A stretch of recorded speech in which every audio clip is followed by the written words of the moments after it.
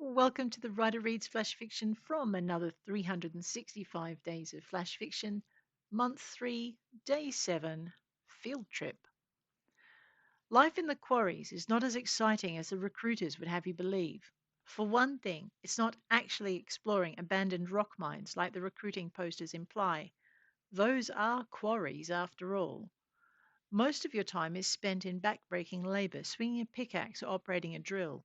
There's precious little exploration or fighting going on. I wanted my money back. Too bad, the foreman said when I told him I was quitting. You can't stop me. Don't have to. You signed a contract. I what?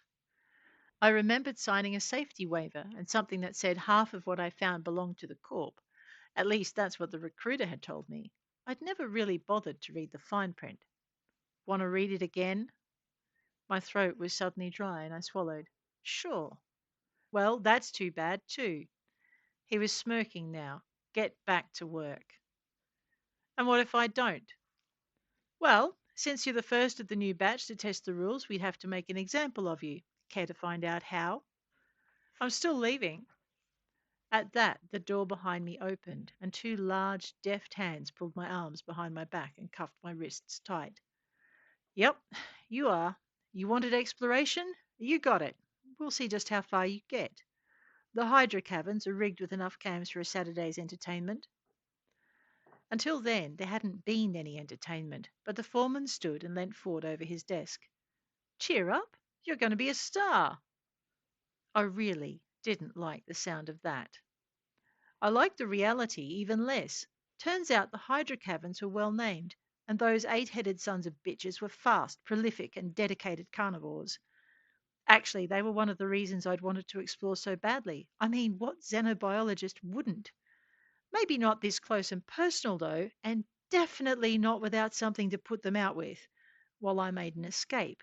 But still, being a xenobiologist had its perks. For instance, I knew exactly what to look for, even while I was running for my life.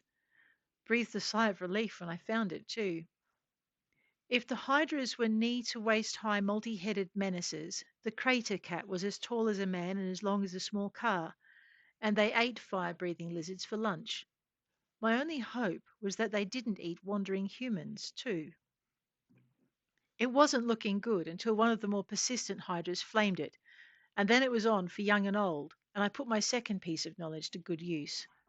Crater cats always had a way out of the caverns they haunted, usually hidden and nowhere near a human habitation. It took me a bit to find it, but I breathed fresh air and hope when I did. All I had to do was make it down the cliff face, cross that raging river, and keep heading southwest to that glittery patch of buildings that was a city miniaturized by distance. Yep, that was all. And then I had to hope I could find a way off this rock before the recruiters could work out where I'd gone. On the upside, who knew what other species I'd find along the way?